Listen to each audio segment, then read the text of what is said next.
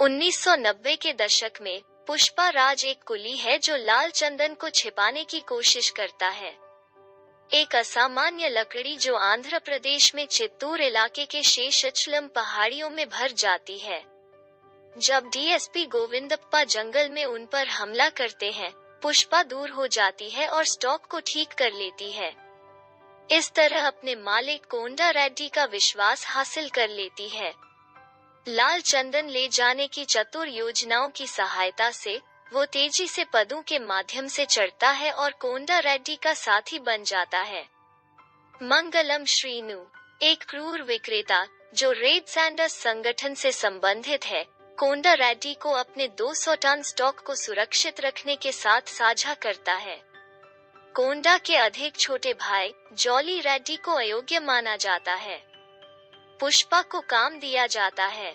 गोविंदप्पा उन पर हमला करने का प्रयास करते हैं, फिर भी पुष्पा ने सभी लट्ठों को धारा में फेंक दिया, इसे जब्त होने से बचा लिया। एक पार्टी में पुष्पा सुनती है कि श्रीनु लकड़ी को उनके भुगतान की तुलना में बहुत अधिक दर पर बेच रहा है। वो अनुरोध करता है कि कोंडा एक अच्छी राशि का अनुरोध करता है, फिर भी वापस ले लेता है क्योंकि श्रीनु के साथ संघर्ष करना असुरक्षित प्रतीत होता है। पुष्पा श्रीवल्ली से मिलती है और जल्दी से उसके आगे झुक जाती है।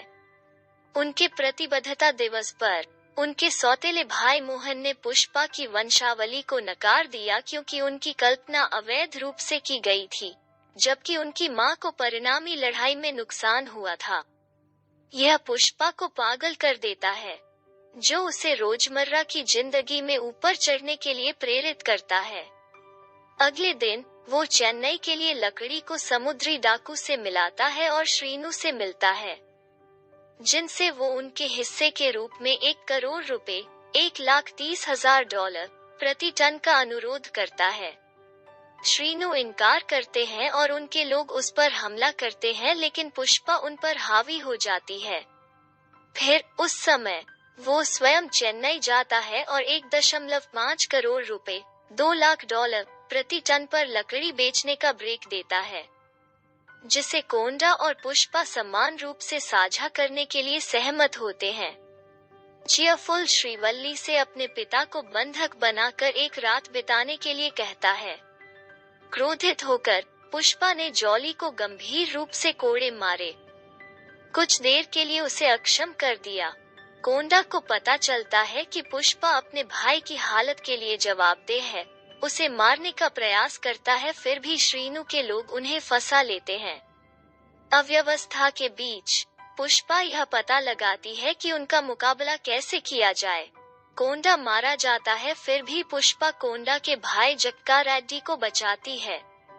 वो श्रीनु के भाई को भी मोगिलेजू से शादी करके पकड़ लेता है और उसे मार देता है। सांसद भूमिरेड्डी सिद्धप्पा नायडू ने पुष्पा और श्रीनु के बीच संघर्ष विराम का आयोजन किया और पुष्पा को उनके संगठन से निपटने के लिए सौंप दिया। 1.5 साल के बाद पुष्पा एक शक्तिशाली व्यक्ति में बदल जाती है। श्रीनु की अपने भाई को शादी से सही साबित करने में असमर्थता के कारण उसकी पत्नी दक्षिणायनी ने उसका गला काट दिया, जो उसे नुकसान पहुंचाता है। जबकि पुष्पा अपने चरम पर है, एक निर्दयी सिपाही भावर सिंह शेखावत स्थानीय एसपी के रूप में जिम्मेदारी लेता है। पुष्पा ने उन्हें 1 करोड़ रुपए $1,30,000 का भुगतान करने की पेशकश की।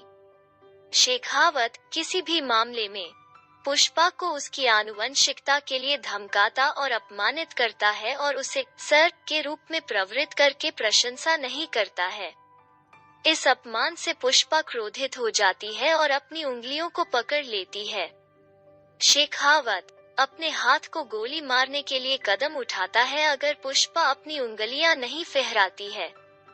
एक उन्मत्त परिस्थिति में पुष्पा वापस चली जाती है और स्टेशन छोड़ देती है। पुष्पा की शादी की शाम पुष्पा और शेखावत साथ में शराब पीते हैं। पहली सभा में उनका कैसे मजाक उड़ाया गया, इस पर घृणा व्यक्त करते हुए पुष्पा शेखावत की बंदूक लेती है और अपनी मुट्ठी में खुद को आग लगा लेती है। वो शेखावत को कपड़े उतारने के लिए विवश करता है, जबकि वो भी ऐसा ही करता है। पुष्पा का कहना है कि एक संगठन प्रबंधक के रूप में उनकी ऊंचाई पहले की तरह बनी हुई है, जबकि शेखावत की पुलिस वर्दी के बिना कुछ भी नहीं है कि यहाँ तक उनके कुत्ते भी उन्हें याद नहीं करेंगे कि वो नंगे हैं। पुष्पा अपनी शादी के लिए निकल जाती है, जबकि शेखावत नंगे होकर घर लौटता है। जैसा कि अनुमान था, उसका कुत्ता उस पर भौंकता है। क्रोधित होकर शेखावत कुत्ते को मार देता है और पुष्पा द्वारा दिए गए भुगतान के पैसे को खा जाता है।